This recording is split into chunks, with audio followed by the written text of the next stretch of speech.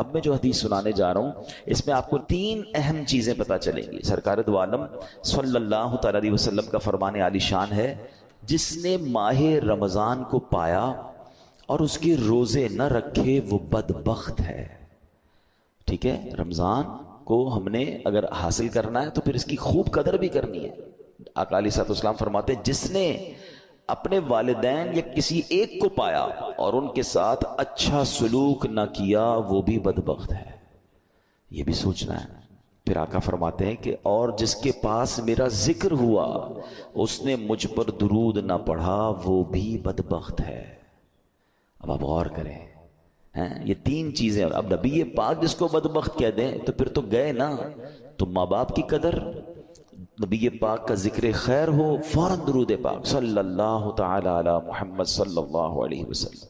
اور پھر فرمایا کہ رمضان کے روزے نہ رکھے وہ بدبخت ہے. تو اللہ کرے کہ ہم درود پاک کی قدر سمجھنے والے بن جائیں. محبت کے ساتھ بآواز بلند درود پاک پڑھ لیں. صلو علی الحبیب صلی اللہ تعالی علی محمد صلی اللہ علیہ وسلم. مرحبا صد مرحبا، پھر آمد رمضان ہے.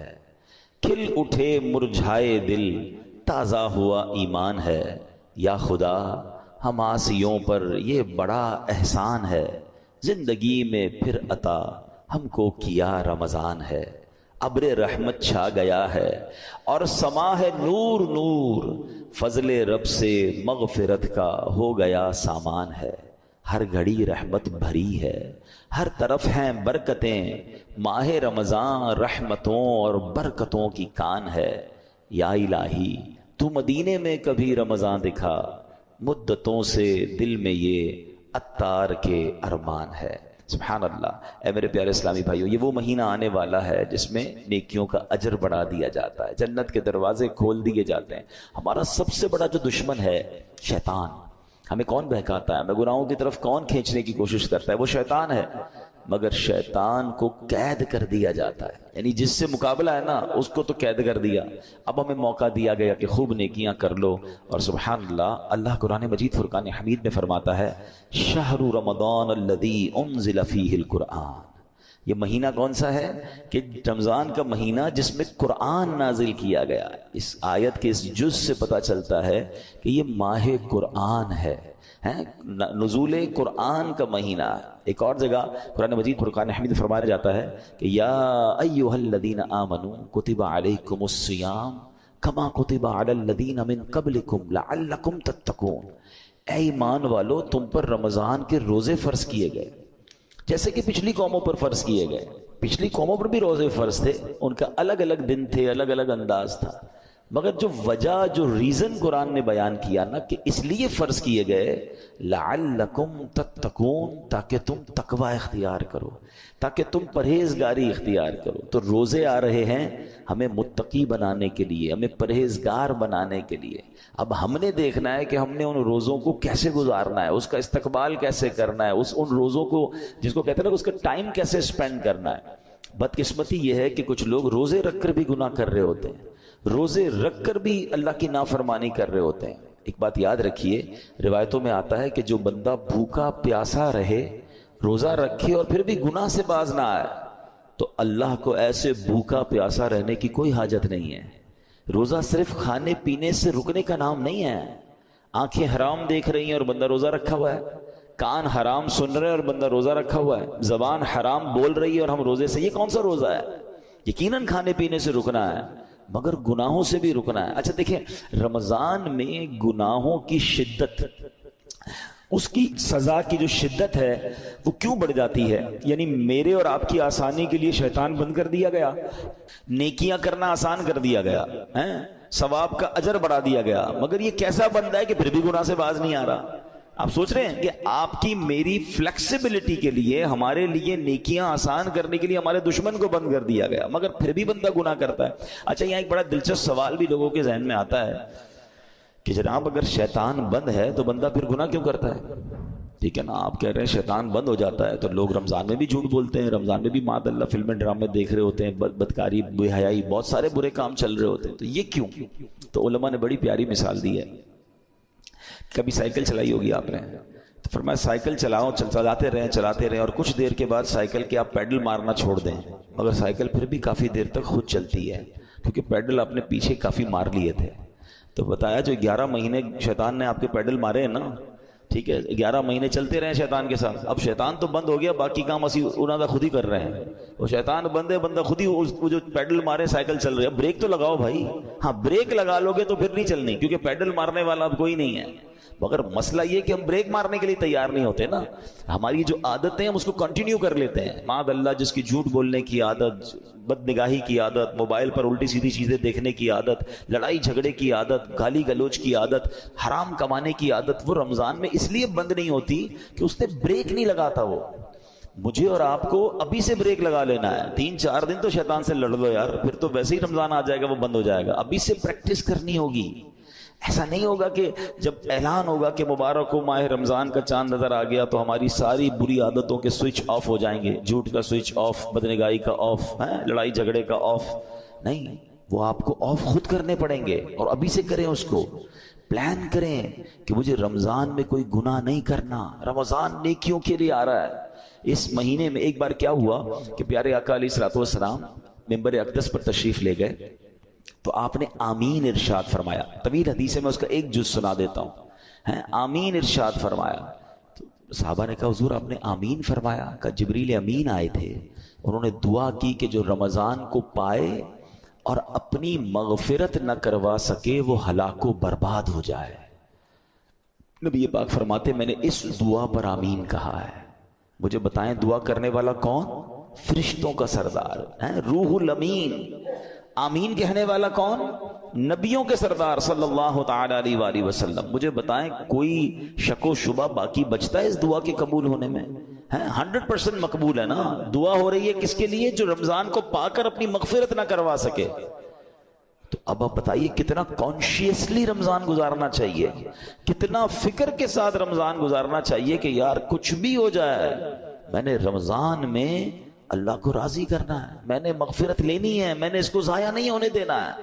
تو اس کے لیے پریپریشن کریں نا، اس کے لیے تیاری کریں، اپنے ذہن کو فریش کریں، سوچیں میں نے رمضان کیسے گزارنا ہے، آ جائے گا تو دیکھ لیں گے۔ نہیں، آپ کے گھر پہ کوئی مہمان آنے والا ہو، ایسے کرتے ہیں کہ یار آ جائے گا تو دیکھ لیں گے؟ نہیں یار، اس کو کھلانا کیا ہے، بٹھانا کہاں ہے، انتظام کیا ہوگا۔ پھر جتنا اہم مہمان اتنی زبردست تیاری کرتے ہیں آپ، گھر بھی سجاتے ہیں، بعض اپنے گھر کو صاف کرتے ہیں کہ یار بہت اہم مہمان، ایسا مہمان جس کا برسوں سے انتظار تھا، میرا سب سے بیلوڈ، سب سے پیارا آ رہا ہے، تو آپ اور تیاری کرتے ہیں، اس کے استقبال کی تیاری کرتے ہیں، اس دن اچھے لباس پہنتے ہیں۔ تو کیا ایسا نہیں ہو سکتا کہ ماہ رمضان کی آمد سے پہلے ہم گھر میں صفائی ستھرائی کریں، گھر میں خوشبو لگائیں، اپنے لیے اچھے لباس، صاف ستھرے لباس تیار کریں، مینٹلی پریپیئرڈ کریں اپنے اور اپنے بچوں کو بھی۔ ہمارے بچوں کو بھی بعض اوقات نارمل لے رہے ہوتے، اچھا رمضان آ گیا ٹھیک ہے، نہیں، اللہ کرے کہ ہمارے گھر میں، ہماری فیملی میں، ہمارے خاندان میں، بلکہ ہمارے ملک میں، ساری دنیا میں ایک شور ہو، ایک خوشی کا سما ہو، مبارک ہو رمضان آنے والا ہے۔ Be prepare your self.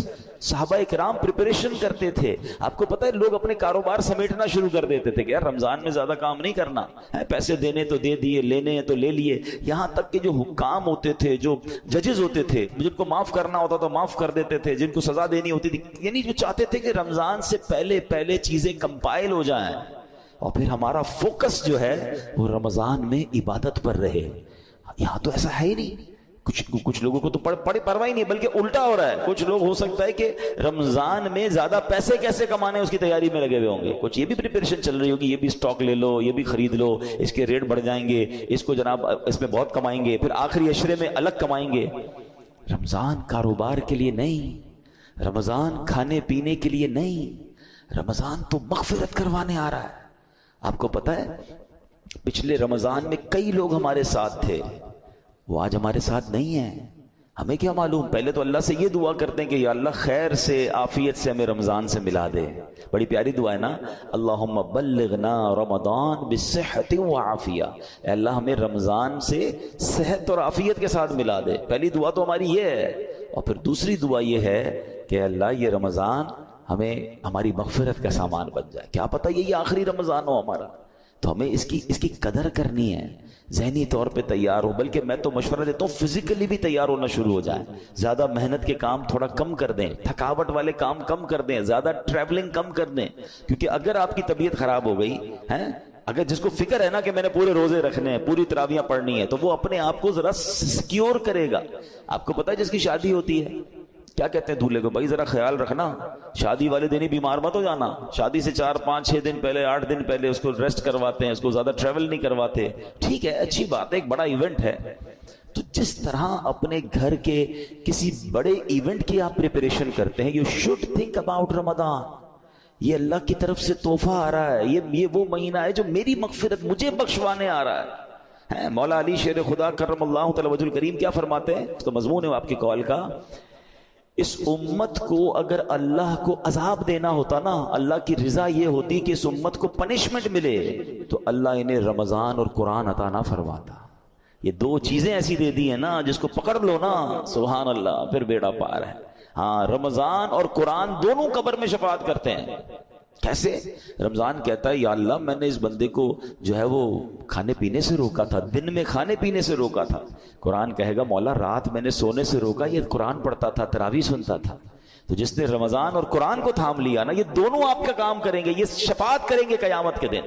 مگر جو نہ دن میں روزے رکھے نہ رات تراویح پڑھے، جو نہ دن میں عبادت کرے نہ دن میں اللہ کو راضی کرے نہ رات قرآن سے محبت کرے، تو وہ کیا کہاں جائے گا؟ Try to understand.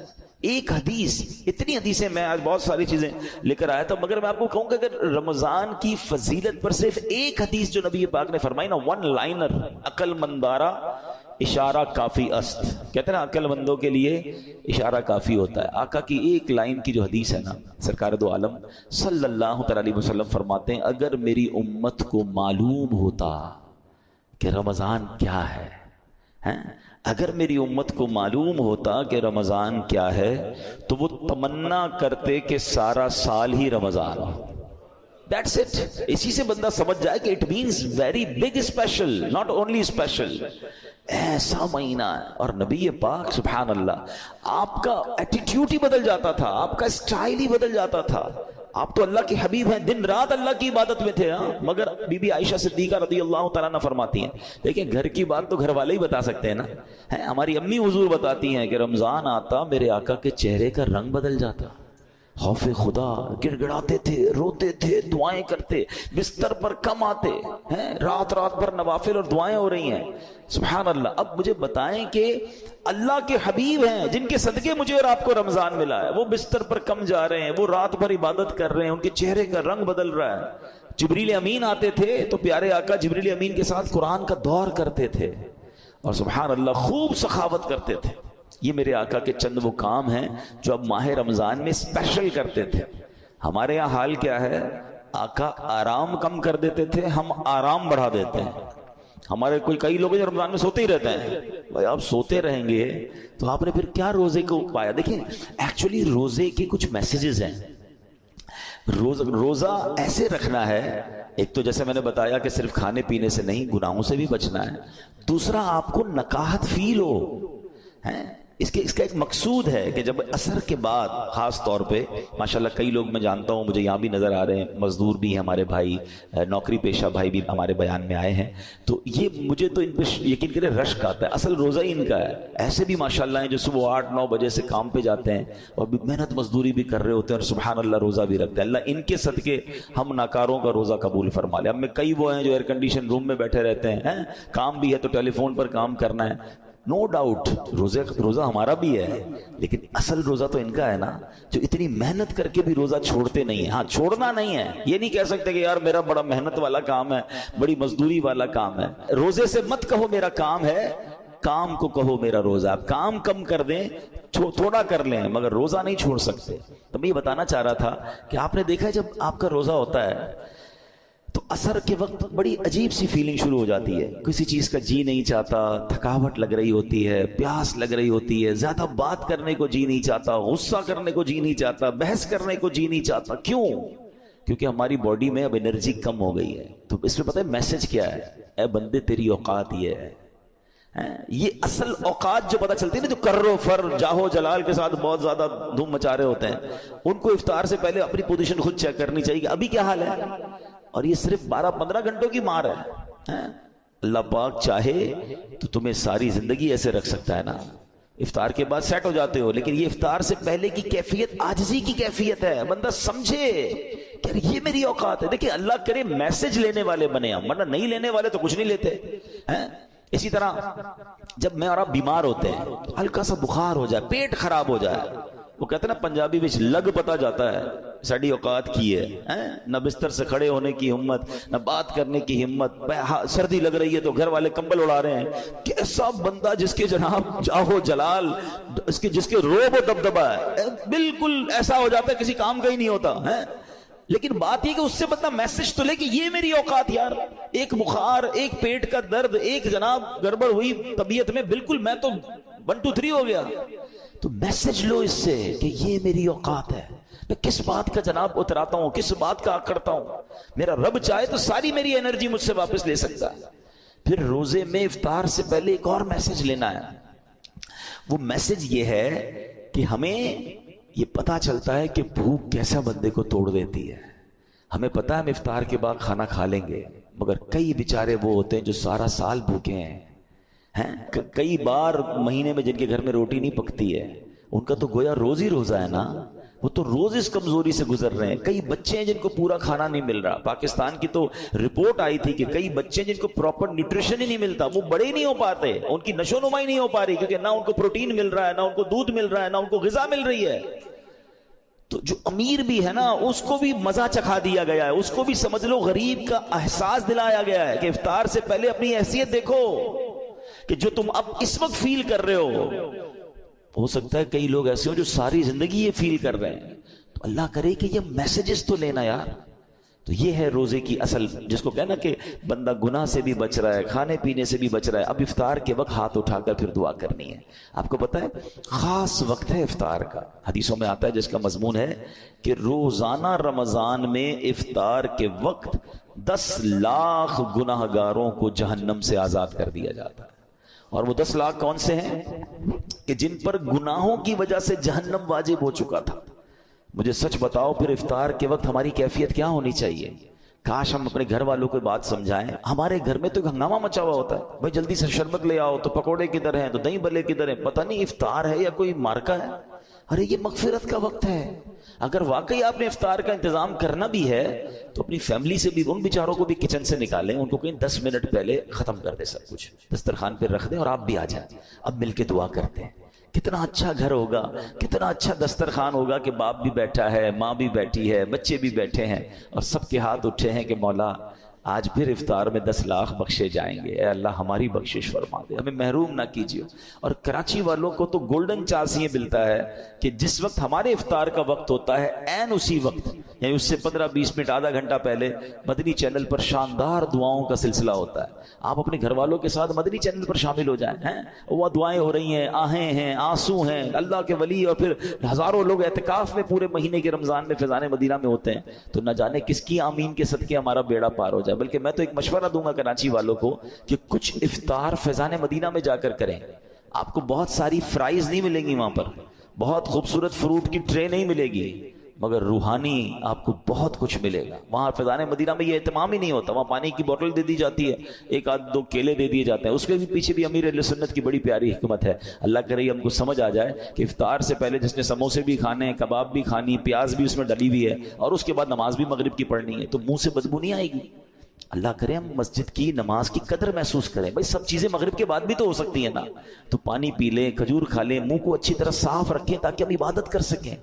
تو یہ ایکچول دعا کا وقت ہے. تو میں مشورہ دوں گا کہ آپ عصر کے بعد فیضان مدینہ چلے جایا کریں، جب جا سکیں وہاں افطار کریں، پھر گھر آ کے جو کھانا ہے کھائیں بھائی. لیکن وہ جو وقت ہے مغفرت کا، وہ جو وقت ہے دعاؤں کا، اس کو ضائع مت ہونے دینا. اور یہ رمضان میں یہ موقع آتا ہے تو آپ گھر میں دعا کریں، مدنی چینل پر شامل ہو جائیں، جیسے بھی کریں، مگر اس وقت کو خاص سمجھیں. بٹ رہا ہے، مغفرت کے پروانے بٹ رہے ہیں. اور اسی طرح جیسے ہم نے بیان میں کہا آخری بات کہ ماہ رمضان میں گناہ نہیں کرنا. حدیث پاک میں آتا ہے جس کا مضمون ہے جو رمضان میں ایک گناہ کرے اس کے 1 سال کے اعمال برباد کر دیے جاتے ہیں. مولا علی شیر خدا کرم اللہ تعالی وجہ الکریم نے ایک قبر کو دیکھا. آپ اللہ کے ولی تھے, بہت بڑے صحابی بھی ہیں, تو آپ نے دیکھا اس قبر والے کو عذاب ہو رہا ہے اور وہ قبر والا پکار رہا ہے, اے علی میں آگ میں جلایا جا رہا ہوں, مجھے الٹا پلٹا جا رہا ہے, مجھے بچاؤ. مولا علی شیر خدا کرم اللہ تعالی وجہ الکریم نے اللہ کی بارگاہ میں دعا کی کہ مولا یہ بندہ جل رہا ہے, اسے نجات دے دے. تو ارشاد ہوا اے علی آپ اس کی سفارش نہ کریں. تو عرض کرتے مولا میں سفارش نہ کروں, وجہ کیا ہے؟ اے علی یہ وہ بندہ ہے جو دن میں تو روزے رکھتا تھا مگر رات گناہوں سے باز نہیں آتا تھا. اب بتائیں دن میں روزے رکھ کر رات گناہ کرنے والے کو یہ عذاب دیا جا رہا ہے, تو جو روزے بھی نہیں رکھ رہا اس کا کیا حال ہوگا؟ تو رمضان میں نیکیوں کا اجر واقعی بڑھ جاتا ہے مگر گناہ کا عذاب بھی بڑھا دیا جاتا ہے, کیونکہ یہ مہینہ گناہ کرنے کے لیے نہیں ہے, یہ اللہ کا مہینہ ہے. اب ادھر رمضان کی راتوں میں کوئی کرکٹ کھیل رہا ہے, کوئی لوگوں کی نیندیں خراب کر رہے ہیں, غلط کاموں میں لگے ہوئے, نہ کریں ایسا. یہ دعاؤں کا مہینہ, یہ مغفرت کا مہینہ, یہ تلاوت کا مہینہ ہے. Prepare your self. تو بہرحال اللہ کرے کہ ہم اپنے اس مہینے کی قدر کرنے میں کامیاب ہو جائیں. دعوت اسلامی کے زیر انتظام مدنی چینل پر بھی بہت خوبصورت پروگرامز آتے ہیں. جب آپ کو وقت ملے آپ مدنی چینل دیکھنا شروع کر دیں. علم دین سیکھ رہے ہوں گے, دعائیں ہو رہی ہوں گی, تو اس کی برکتیں حاصل ہوں گی. اللہ پاک ہمیں عمل کرنے کی توفیق عطا فرمائے. آمین بجاہ النبی الامین صلی اللہ تعالی علیہ وسلم.